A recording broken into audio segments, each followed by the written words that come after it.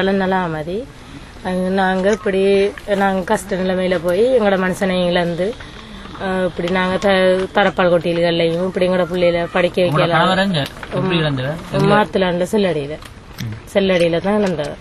அப்ப நாங்க சரியான கஷ்டமத்தியில தான் நாங்க முகாம்கள்லயும் போயிருந்து வாழ்ந்து இப்படி தரப்பால்கள்லயும் இருந்து இப்ப இங்க வந்து நாங்க தரப்பால் கொட்டியல்கள்ல தான் இருக்கிறோம். எங்களுக்கு ஒரு உதவியுமே இல்ல. நாங்க சரியான கஷ்டத்துலதான் இருக்கோம். நானும் அம்மாவும் தம்பிர பிள்ளையும் கொண்டு கூடுதலா வளர்த்து நாங்க வரோம். இப்ப தம்பிர மனசையும் செத்துட்டு செல்லடியில. அப்ப நாங்க அந்த பிள்ளையிலயும் நாங்க தான் பாக்குறோம். அப்பாவும் செல்லடியில தான் செத்தது. அப்ப அம்மாவுக்கும் ஒருவருமே உதவி இல்லை. இப்ப நான் தான் அம்மாவையும் வச்சு பிள்ளைகளையும் வச்சு நான் தான் பாக்குறேன். வேற ஒரு வர்ற உதவியுமே எங்களுக்கு இல்ல. எங்களுக்கு வெளிநாட்டாலையும் காசு உதவியல் இல்ல, ஒரு வர்ற உதவியுமே இல்ல. நாங்க தனியே இருந்து நாங்க தனியே தான் தம்பி தனியே தான் இருக்கிறாரு.